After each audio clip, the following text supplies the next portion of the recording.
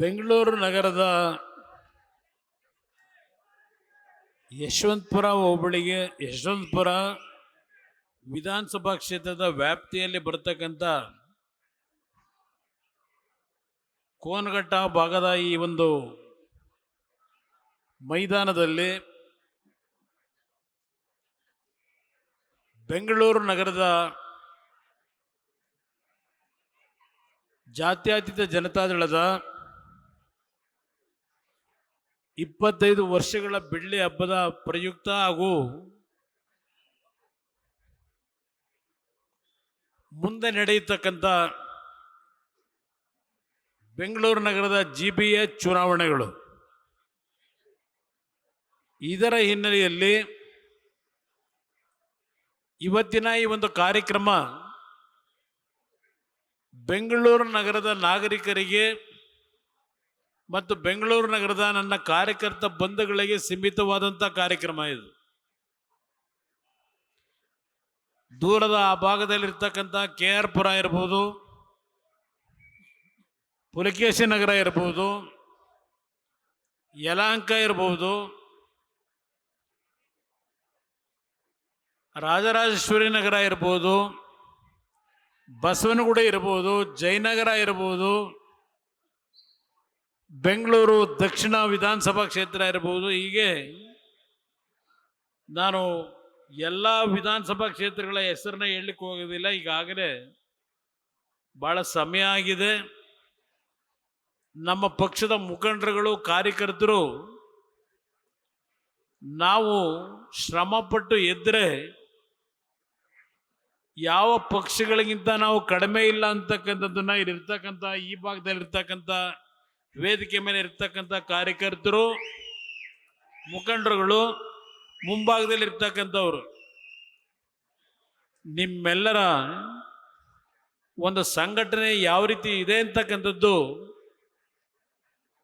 ಇವತ್ತು ಜಾತ್ಯತೀತ ಜನತಾದಳ ಬೆಂಗಳೂರು ನಗರದಲ್ಲೂ ಸದೃಢವಾಗಿ ಬೆಳೆಸಲಿಕ್ಕೆ ನಾವು ಕಾರ್ಯಕರ್ತರು ತಯಾರಾಗಿದ್ದೇವೆ ಅಂತಕ್ಕಂಥ ಸಂದೇಶ ಈ ಕಾರ್ಯಕ್ರಮದಲ್ಲಿ ನೀವು ನೀಡಿದ್ದೀರಿ. ಪ್ರಥಮವಾಗಿ ನಿಮ್ಮೆಲ್ಲರಿಗೆ ನನ್ನ ಗೌರವಪೂರ್ವಕವಾದಂಥ ಈ ಕಾರ್ಯಕ್ರಮದಲ್ಲಿ ಪ್ರತಿಯೊಬ್ಬರ ಹೆಸರನ್ನ ನಾನು ಹೇಳಲಿಕ್ಕೆ ಹೋಗೋದಿಲ್ಲ, ಆದರೆ ನೀವೆಲ್ಲ ನನ್ನ ಹೃದಯದಲ್ಲಿದ್ದೀರಿ ಅಂತಕ್ಕಂಥದ್ದನ್ನ ನಮ್ಮ ಎಲ್ಲ ನಾಯಕರುಗಳು ಇವತ್ತು ನಿಮ್ಮ ಮನಸ್ಸಿನಲ್ಲಿ ಆ ಭಾವನೆ ಇರಬೇಕು ಅಂತಕ್ಕಂಥದ್ದು ನನ್ನ ಅಭಿಪ್ರಾಯ.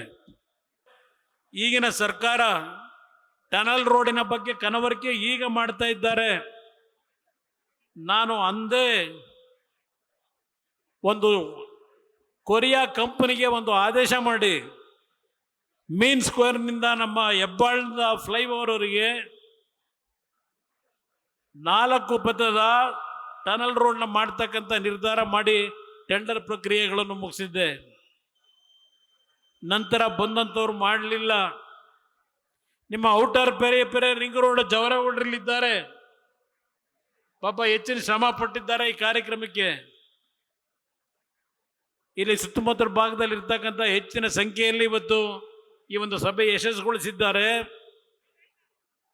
ಅವತ್ತು ಔಟರ್ ಪೆರಿಫೆರಲ್ ರಿಂಗ್ ರೋಡು ಕೇವಲ 3,000 ಕೋಟಿ ವೆಚ್ಚದಲ್ಲಿ ಸಂಪೂರ್ಣ ಆಗ್ತಿತ್ತು ನಾನು ಅವತ್ತು ತೆಗೆದುಕೊಂಡಂತ ಒಂದು ಕಾರ್ಯಕ್ರಮದಿಂದ.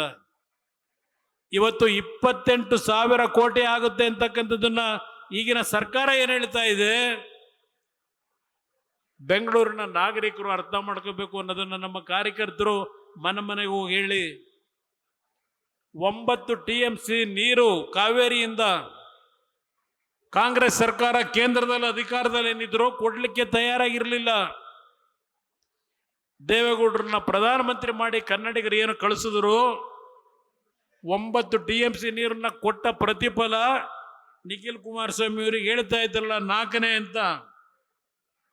ಇವತ್ತು ಬೆಂಗಳೂರಿನ ಹಲವಾರು ಭಾಗದಲ್ಲಿ ಕಾವೇರಿ ನೀರು ಕುಡಿತಾ ಇದ್ರೆ ಅದಕ್ಕೆ ಕಾರಣ ದೇವೇಗೌಡರು. ಇವತ್ತು ನಾನು ಈ ಒಂದು ಬೆಂಗಳೂರು ನಗರದಲ್ಲಿ ಹಲವಾರು ಪ್ರದೇಶಕ್ಕೆ ಬಂದಿದ್ದೇನೆ. ನಾನಿವತ್ತು ಬೆಳಗ್ಗೆ ಬರಬೇಕಾದರೆ ಈ ಸಭೆಗೆ ಬಹುಶಃ ಪುಲಕೇಶಿ ನಗರದ ಹೆಣ್ಣು ಮಕ್ಕಳು, ಒಂದು ಮಧ್ಯೆ ಸಮಾಜಕ್ಕೆ ಸೇರಿದಂಥ ಹೆಣ್ಣು ಮಕ್ಕಳು ಪುಲಕೇಶಿ ನಗರದಿಂದ ಬಸ್ನಲ್ಲಿ ಬರ್ತಾ ಇದ್ದದನ್ನ ಈ ಕಾರ್ಯಕ್ರಮಕ್ಕೆ ಗಮನಿಸಿದೆ.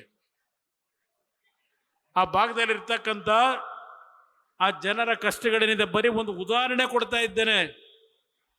ಬ್ಯಾಟ್ರಾಯನ್ಪುರದಲ್ಲಿ ರಾಜ್ಯದ ಮಂತ್ರಿ ಇದ್ದಾರೆ, ಅವರ ಭಾಗದಲ್ಲಿ ಕೆಲವು ಬಡಾವಣೆಗಳು ಯಾವ ರೀತಿ ಇದೆ.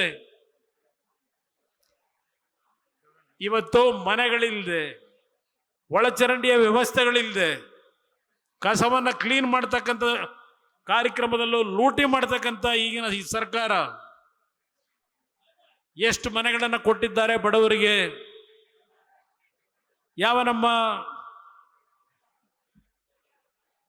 ನಮ್ಮ ಒಂದು 2 ಭಾಗದಲ್ಲಿ ಮನೆಗಳನ್ನು ಒಡೆದ್ರು. ಒಂದು ಕೋಗಿಲ ಗ್ರಾಮ, ಇನ್ನೊಂದು ನಮ್ಮ ಹಳೆ ಭಾಗ, ನಾನು ಬರ್ತಾ ಇದ್ದೆ ಆಗ ತಣಿಸಂದ್ರ ಭಾಗದಲ್ಲೂ ಮನೆಗಳನ್ನು ಏಕಾಏಕಿ ಒಡೆದ್ರು. ಅವರು ಒಡೆದಂಥ ಮನೆಗಳು ಯಾವ ಅಕ್ರಮಗಳ ಮುಖಾಂತರ ಸುಳ್ಳು ದಾಖಲೆಗಳನ್ನು ಸೃಷ್ಟಿ ಮಾಡಿ ದೊಡ್ಡ ದೊಡ್ಡ ಬಿಲ್ಡಿಂಗ್ಗಳು ಕಟ್ಟಿದ್ದಾರಲ್ಲ, ಅದನ್ನ ಅವರು ಒಡೆಯಲ್ಲ.